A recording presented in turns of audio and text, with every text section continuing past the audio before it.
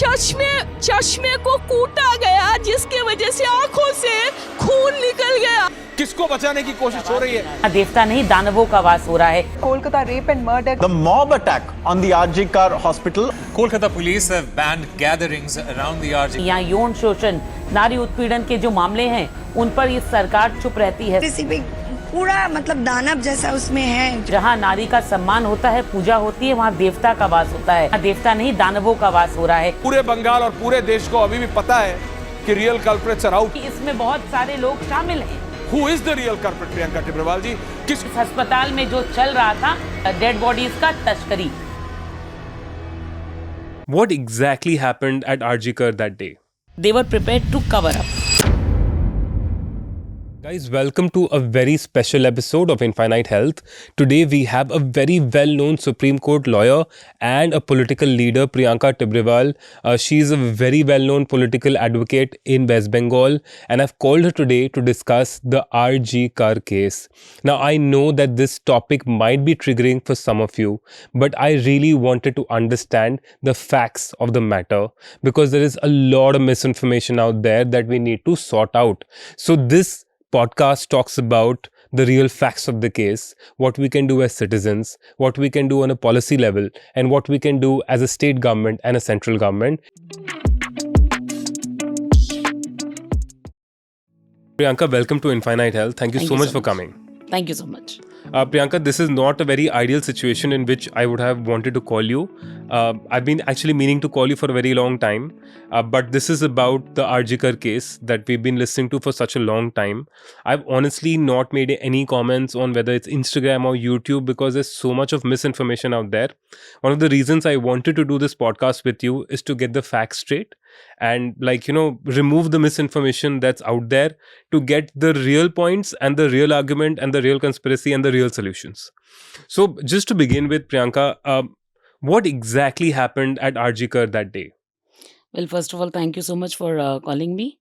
And as of the timing of me coming in here, so let me tell you, I'm more often seen at the time of crisis, especially in West Bengal. Whenever there are crises, people see me more often, whether it is on social media or whether it is on the roads. So yes, the kind of situation which is now going on, the kind of outrage which we see, not only in West Bengal, but all over India. So we are all aware of the incident which took place at the RG Kar Medical Hospital, and everybody demanding justice for the same, me, you, everyone.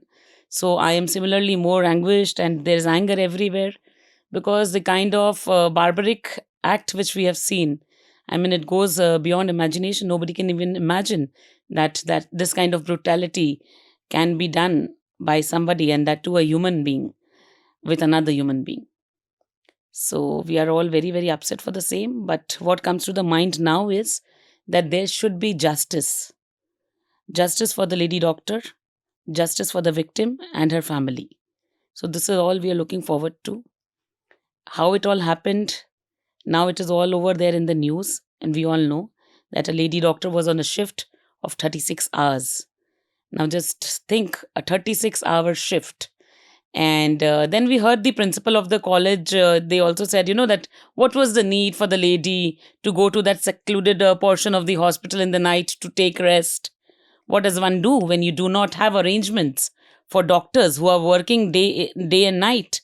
You don't even have appropriate places for them to rest. You do not have bathrooms. You do not have toilets. So when this lady was taking rest, this person, he comes there. He not only rapes her, but murders her. And after, good 40 minutes, she has to face all this. And thereafter, in the morning, people come to know that she's no more. And that is what we get to know from the media. So, Priyanka, honestly, I'll be very honest with you. These kinds of cases are something that I watched news a lot. So these are the cases that I've been hearing about for the longest time.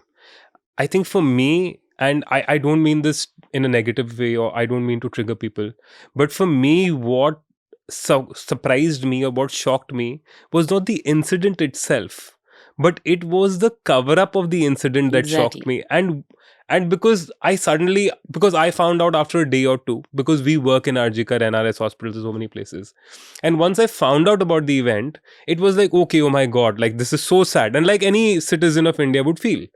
But then there was this outrage started because it was put off as suicide initially. So why the cover up? What do you think it is? Is this a very large conspiracy that you think is going on? See, nobody expected that in a state where a woman is a chief minister, in such a state, this kind of botched up investigation will go on, this kind of shoddy investigation will go on, and the complete cover up. That's too by the department who are supposed to investigate and take out facts. They were the people, I mean, the police, I'm talking about the police here. They were the people who are supposed to reach, like what exactly happened, who else was involved. But what we see, I mean, from the very beginning, from the threshold we've seen, that initially they gave a call to the parents stating that your daughter is unwell, please come to the hospital. Thereafter, they call and say your daughter has committed suicide. So you see, after seeing the body, anybody could have said that it is a gang rape. The way, the condition in which her body was. Now we have seen certain pictures are also emerging on Facebook, and we have seen those pictures, and anybody can understand she didn't have clothes on her body. Right. So I just do not even understand how did police reach to this conclusion that it was a suicide. Nobody removes or takes off their clothes. Of course. And with that kind of, the kind of scars she had on her body and her bones were broken on, and anyone can understand that this is not a suicide. So why did they say, first of all, that it was a suicide? So the very first thing was that they were prepared to cover up things. So when they declared that it is an unnatural death, and that unnatural death was declared before the postmortem. That is what I was trying to say. Sorry. So the post-mortem thing is done later, and they declare first that it is an unnatural death. Okay. So this is where the Supreme Court questioned them. And the timing was also different. And then when the noting of the FIR, so there was a difference when they noted that FIR and when the post-mortem was done. Right. That was done, FIR was much after everything. So the family, it's not that the family didn't want to file an FIR. So from the very beginning, we could see loopholes by the police in this. No matter how much everyone was saying that it's a gang rape, police has ensured that nothing comes out in the investigation. The person who was caught by the police, he continues on saying that yes, he has done the same, and he says he has no shame for doing it. He says that. Yes. He says he has no shame for doing that. He doesn't repent at all. So he's obviously a predator. He's psychotic. Exactly. But I'm just trying to build a picture here. So there is a principal who said that this is a suicide. Then there is a psychotic person who says that he does not regret doing what he did. There is a police which said that it's an unnatural death or it's a thing of suicide. The parents were called in later and were told that she's not well, and then it was a suicide, right? So it seems like the management and administration across all levels are involved. Like, it just seems like it. I don't know for sure, but it just seems like from the story that's being built up. Who is this accused? He works as a police volunteer. Like we have that police volunteer system in West Bengal. So he's part of the police. Now the pertinent question here is somebody who has such a dark background. So when investigations were done, they came to know that, he had this habit of hitting his wife, hitting his mother, hitting his sister. So with that kind of background, how do they get jobs as civic volunteers? Right. That means that research, that finding out of the background is not done while taking them. And then you give them posting in a hospital. Yeah, that's ridiculous. We have seen on other incidents also, the role of these civic volunteers is there. I do not understand what is the need of hiring so many civic volunteers. Right. Now, there's a political reason behind this. So these civic volunteers, they are actually the voters of the current government. Achha, okay. So by giving them jobs of 6,000, 7,000, she ensures that they work as an army for her, not only on the political level, but also wherever required on the ground. And also to get information maybe of what's going on. Right. Okay, that seems very interesting. But like just coming back to the larger conspiracy, because the principal hit this, the police hit this, the civic volunteers obviously psychotic.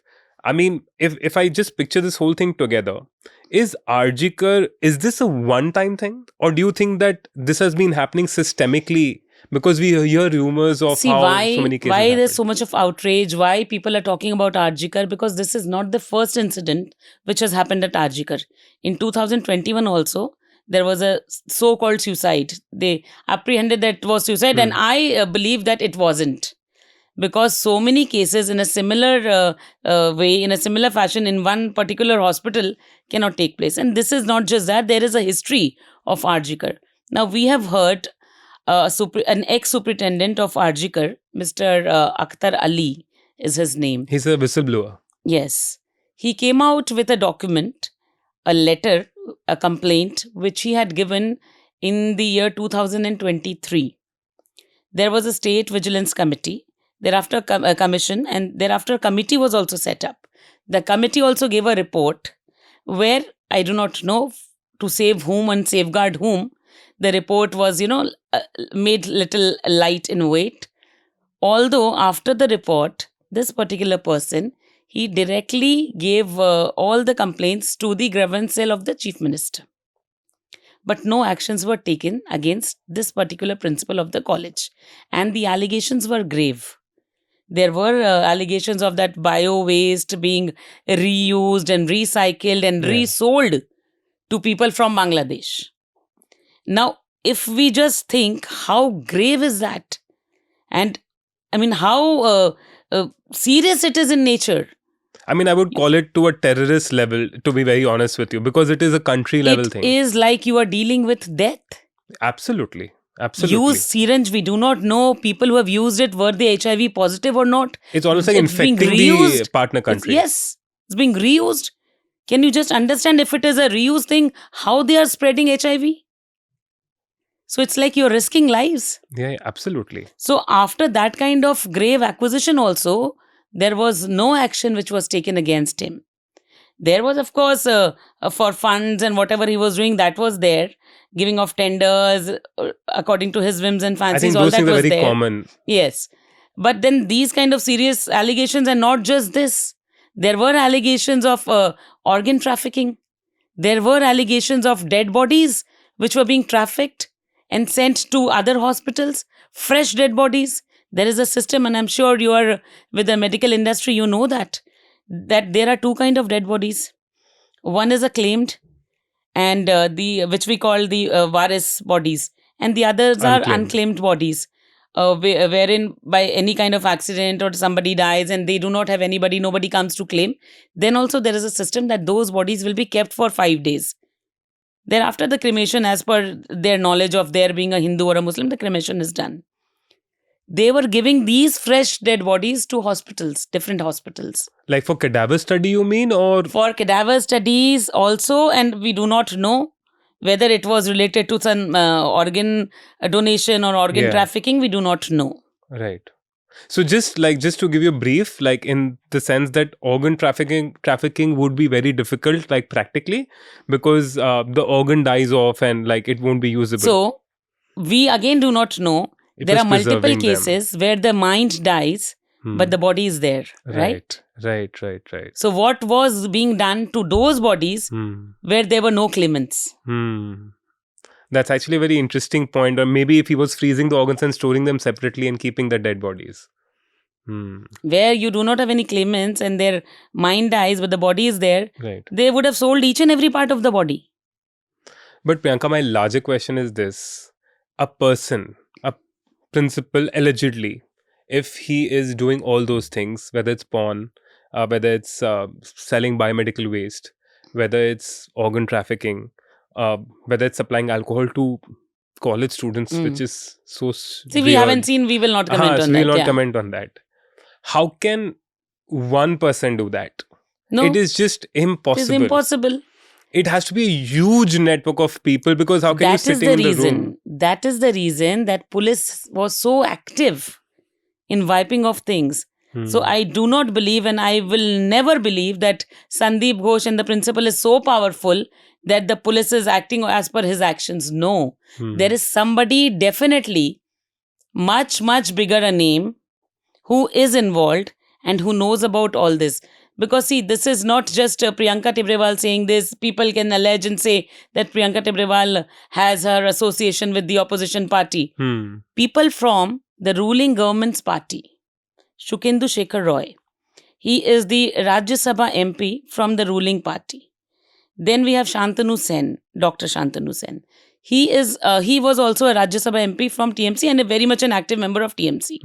Both of them have gone on record to speak against this hospital. Right. Mr. Shantanu Sen has also said that his daughter has studied from the same hospital and he knew what all is going on in the hospital.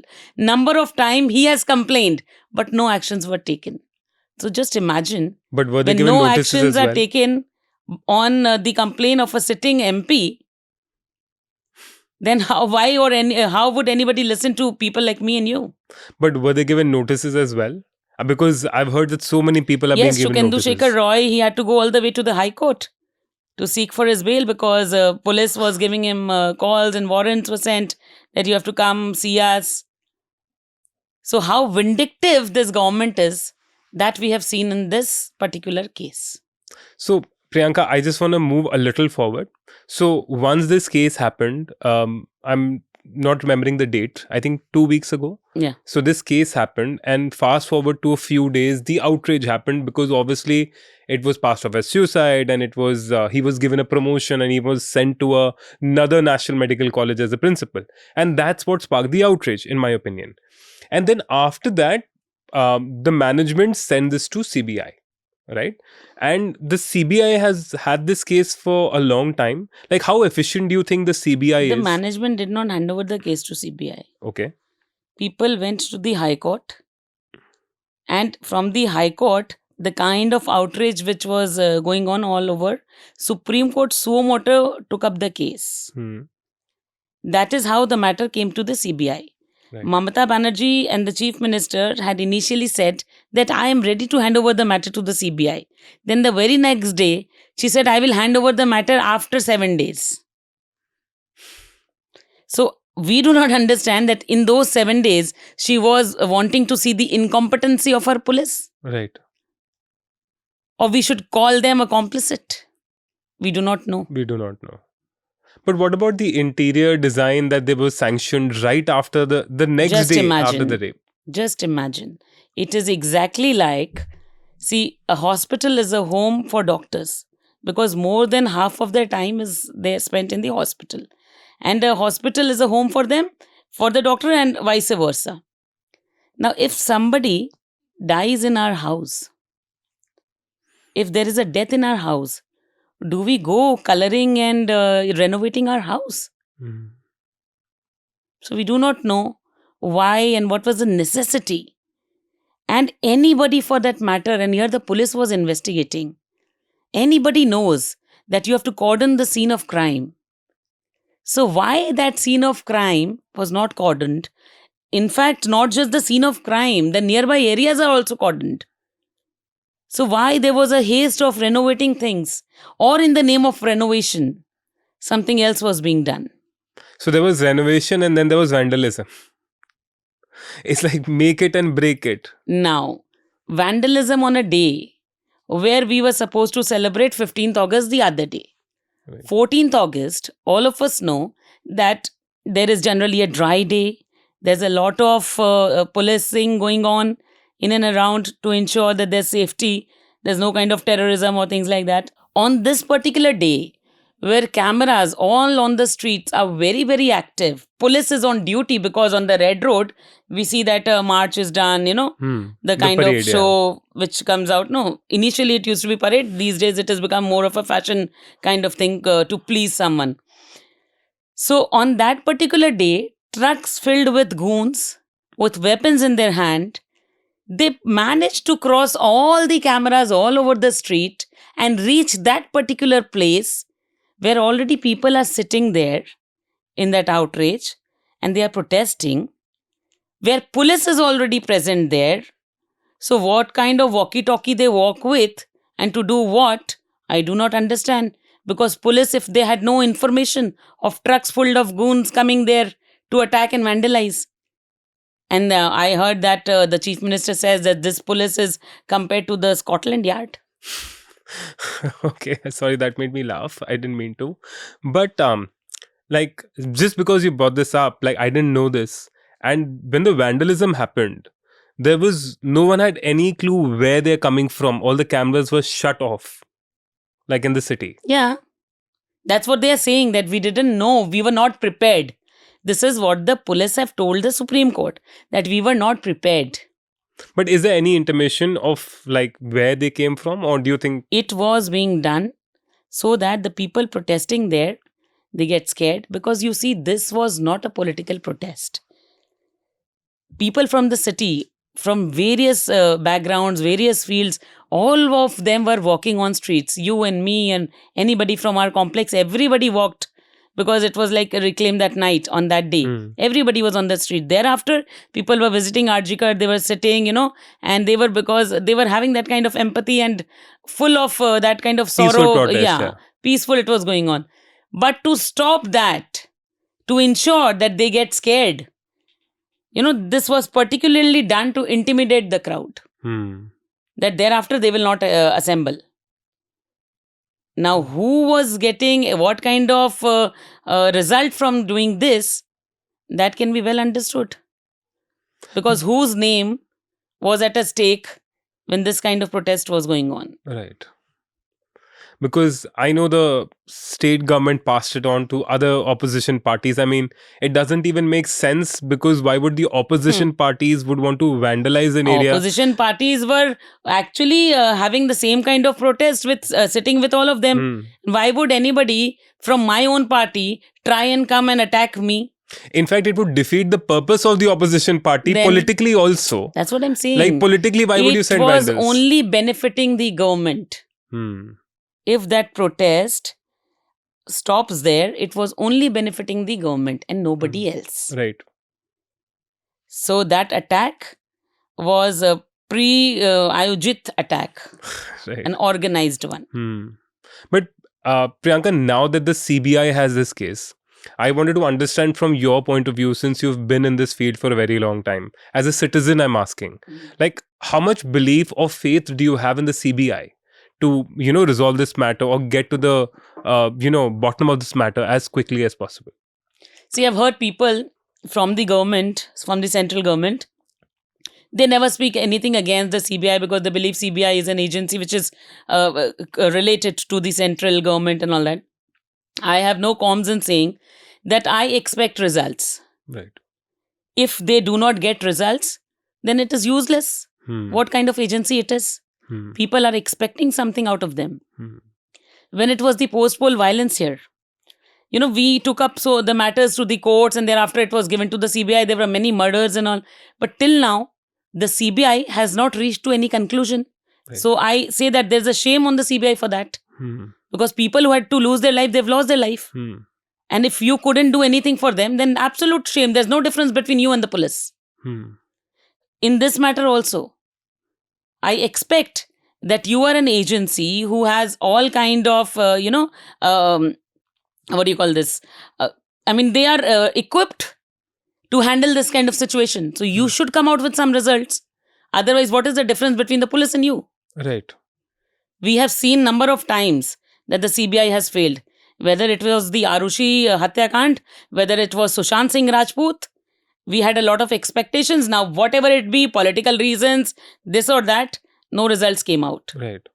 And people will not forget that CBI was unable to do anything. That's a very fair and powerful statement coming from you, because, one would expect that you would, favor the CBI, but that's very good to hear from you. But just moving on to the policy level, because it's one thing to discuss the case. It's another to discuss the kinds of things we can do to protect not only the healthcare community, but also women in general, right? And I don't come from a sexist point of view, and I'm not, talking about this from a chauvinistic point of view. I don't think equality is something men should give. I think that equality should be normal. It's not something that, we need to give. So, but at a policy level, I first want to get into medicine and doctors, because that's the field I'm in. Usually we were even talking about this initially before the podcast, that there are so many fields where they have, 8-hour shifts, 12-hour shifts. There is a maximum timeline that professions are told that pilots can fly for these many hours, or Right. lawyers can like courts get over at 4 o'clock or 5 o'clock. But doctors don't have those times. Like doctors who are supposed to take care of people are given 36-hour shifts. That's almost inhuman in the first place. I mean, leave the brutality. And because they don't have the security provisions, I mean, any patient who's irritated or agitated because the doctor ratio in India is 1:10,000. So, a doctor who has to cater to so many patients will get tired and will get frustrated from time to time. So, can we at a policy level bring in something that can not only give them protection but also define the number of hours? See, doctors, the working hours which you've just said. Now, if you broadly think, there is no profession. In no profession you can say that any profession which can give life to someone else. It is only one profession, and that is of a doctor, where they give life to someone else. So for them, it is like 100% commitment, and no working hours are defined. So as a society, as a civil society, it is like, need of the hour also, and it is our kartavya, rather. It is our duty to look forward and then just support them in all possible ways which we can. But here in the government hospital, we see that there are no resting rooms. Right. We see that there are no washrooms, there are no toilets for ladies. No, I know, because I've worked with these government hospitals before, I know that the infrastructure is very poor. Is it a lack of money or intention? See, if sitting in West Bengal, if you ask me this, then I would say that the ladies of the villages, the ladies of the district, whom you are giving 1,200 and 2,000, that requirement is not there in the name of Lakshmi Bhandar. Instead of that, please make a doctor bhandar, make toilets, make restrooms for them. Right. Because if they are not fit, how will they help people? How will they help humanity? No, absolutely. They can't. That is the reason, initially when you were saying that, I was so outspoken regarding the CBI, my thoughts cannot be throttled in any way. It doesn't matter if I belong from a political party which is at the center, or even if I'm not from that political party. Calling a spade is a spade. Everybody should have that guts. Right. No, absolutely. Because just to sum up this case that we're talking about, I wanted to understand what exactly in layman's terms, so that our audiences can understand, are the Supreme Court's observation. Because we've all seen that video, but frankly, it's very difficult for everyone to understand what they meant as a layperson. And what are your views on that? See, Supreme Court was discussing a lot of things. Supreme Court discussed 2-3 cases together. One was a very sad incident which took place at Maharashtra at Badlapur, where a 3-year and a 4-year school-going kid was actually raped by the janitor in the school bathroom itself. So that case was also discussed. Then the case of West Bengal was discussed. But West Bengal was discussed at length because of the role of the government and the police here, trying to safeguard the principle, and we do not know who are involved. There was so much of lacuna, things weren't matching, like initially when we were discussing post-mortem or registration of the FIR, and then a fast cremation after the post-mortem. So what I was actually initially trying to say is that before the FIR could register, they forced a fast cremation. Right. Okay, just after the post-mortem. Maybe if the family wasn't convinced, they could have gone for another post-mortem. Yes, absolutely. Absolutely. They could have done it again. They could have come to the court, and the court could have asked for another post-mortem. Because then that's suspect on the forensic doctor also. Right. Okay. But they hurriedly did the cremation. If you ask them today, then they would say, the kind of outrage which was happening. So outrage did happen after that also. Yeah.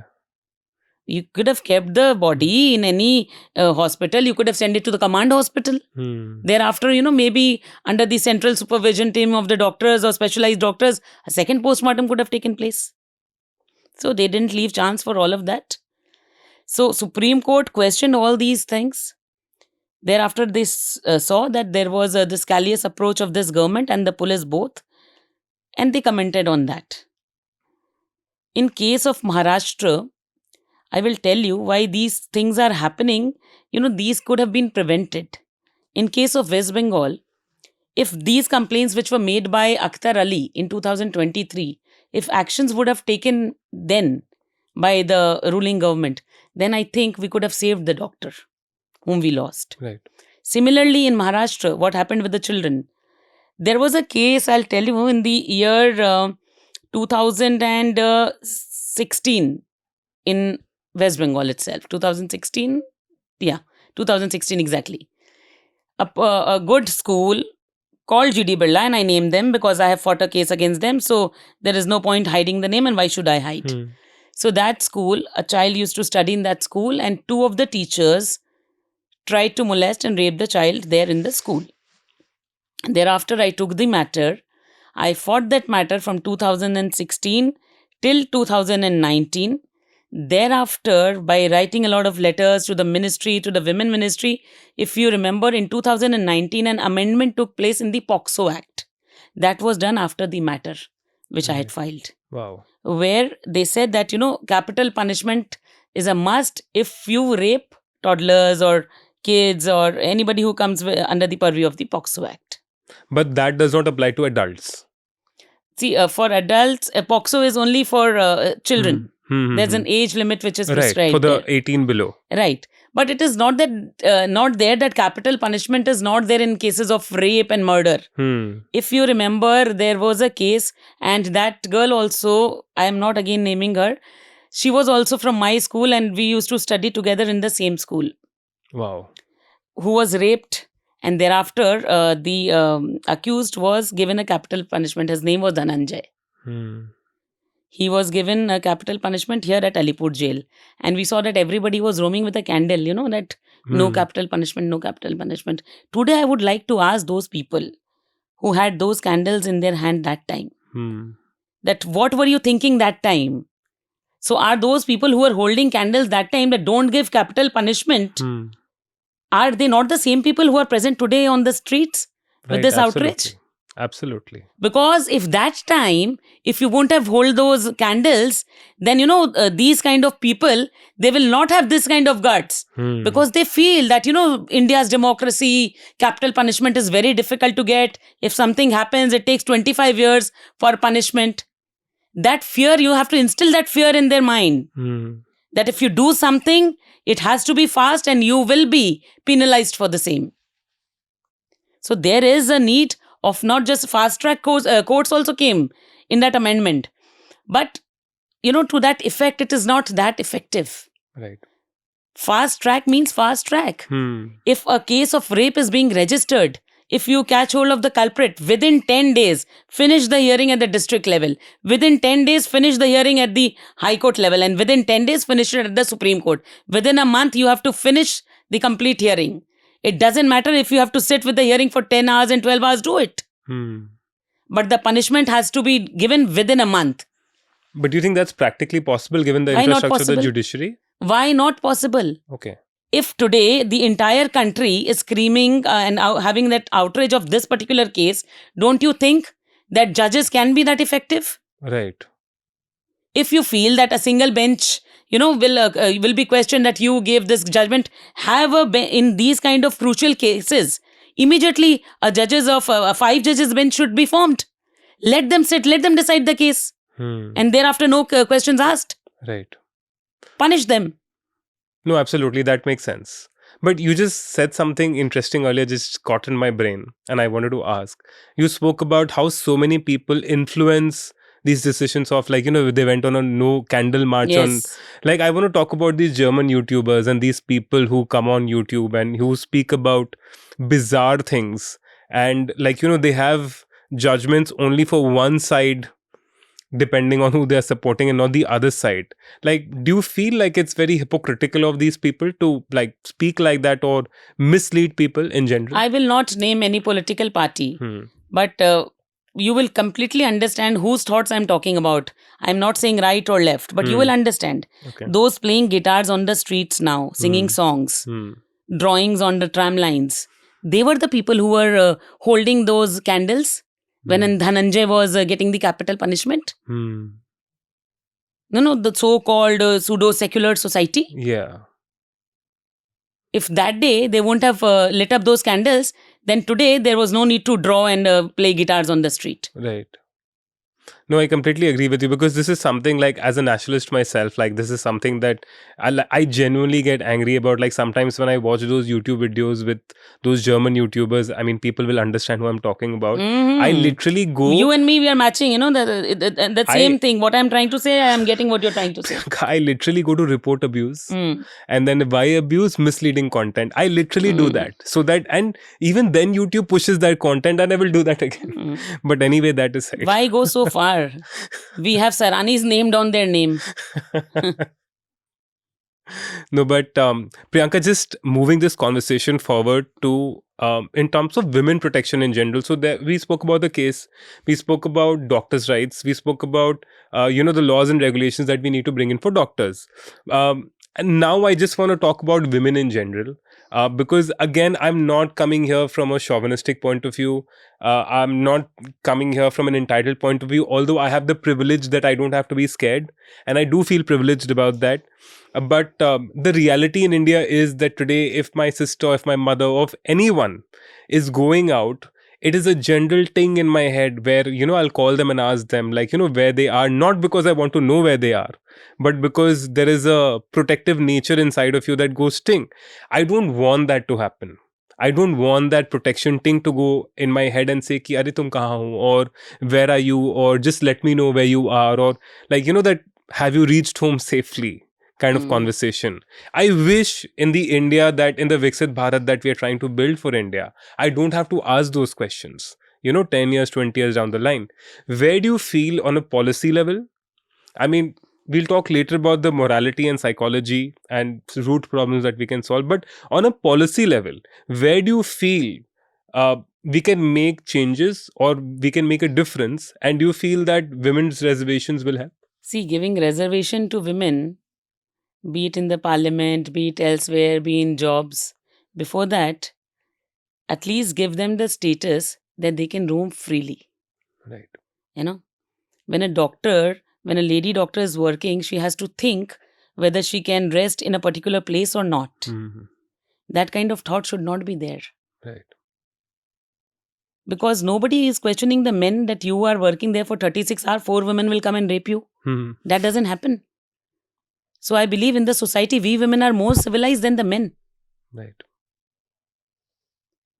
There is one thing which really touched my heart the other day when I was watching an interview from some of the sex workers of Sonagachi, where they said that don't go and do this kind of brutality.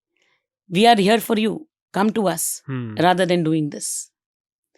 I do not know how people will react to this thought of mine. And this is, from many years I was under this thing. It's not that sex trade is not happening in our country. Of course. It's not that sex workers are not there in our country. Why not make it legal? Why, you need to cover so much about sex. Your child, you think that, we can't speak about sex in front of our children. It's a taboo if we talk about masturbation. Why? There should be proper education on sex.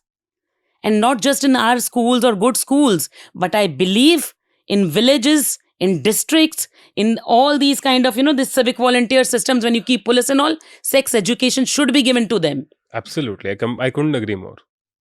Because they think that this is something, which is guaranteed to a male, that you will have, that feeling of, you being a male, you can do it. No, boss.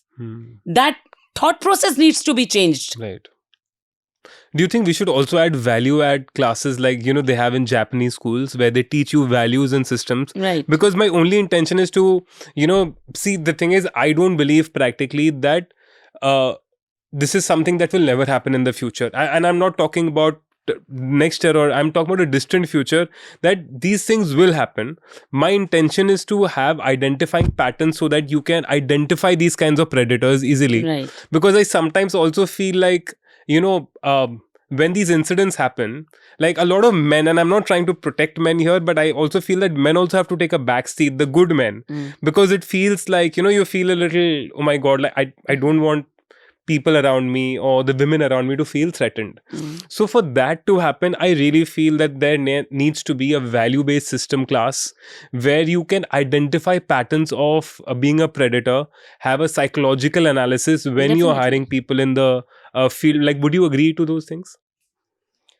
See, there are a lot of things, but the kind of it's not that we are lacking money for doing that, funds for doing that. It's not that. When we have ministers having crores and crores rupees which comes out from their bedroom, if that money is properly utilized, then India would really reach to a better place than where we are today. Right. But again, whoever sits, like there's a kahavat na कि जो भी लंका में आता है वो ही रावण हो जाता है. Right. So everybody thinks in politics also today कि बस पैसा कमाने का जरिया है politics. Politics was not about earning money. It was about forming a better society for tomorrow. Right.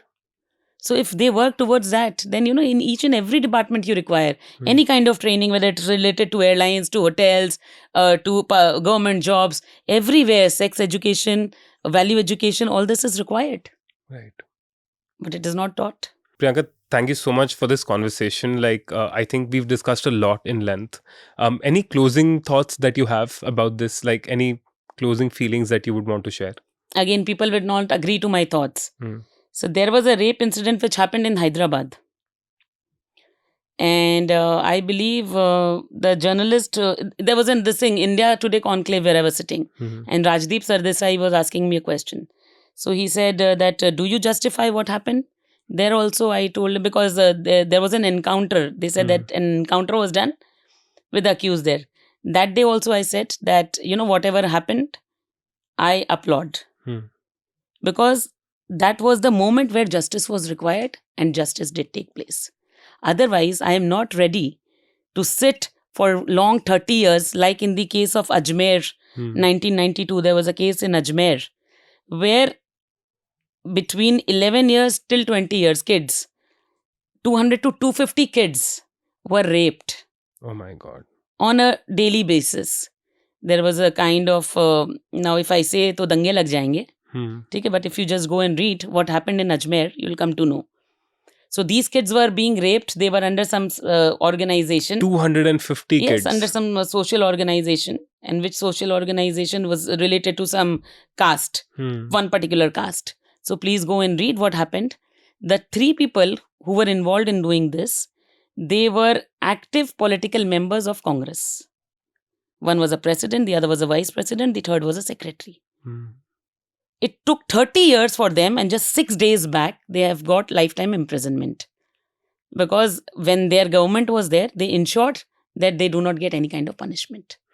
So if that is the process which takes place and which goes on for, years to years and years and years, then I believe that shooting like Hyderabad is perfect. That should be done. Right. तुरंत इंसाफ होना चाहिए. Right, absolutely. I couldn't agree more. And as a citizen, I think this is something that we need to address and not later, not forget about it, but now. Priyanka, thank you so much for having this conversation with me. Like, this has been very enlightening for me, because this is my first podcast where I've actually spoken to a lawyer and a politician together, and that to you having, because to be very honest with you, I'm a little fan. Like, I started seeing you in Republic and Times Now and everything, and I love the way you speak. I think you have great oratory skills, and I wish you all the best for your future. Thank you so much again. Just last thing, praying everyone to pray for the soul of the doctor we've lost. Absolutely. And let's all stand in solidarity and ask for justice for RG Kar. Absolutely, justice Thank for you RG so Kar. much. Thank you so much. So guys, I hope you enjoyed the podcast. So before we end, I just wanted to speak about the community that we have started on biohacking. It is just to improve your lifespans, and it is to improve the quality of your life. And this is a free for all community that all of you can join. The link is in the description. I hope you guys join and can interact with me in that same community. So please join in and support us, because your support makes us who we are. It allows us to make better content. Thank you.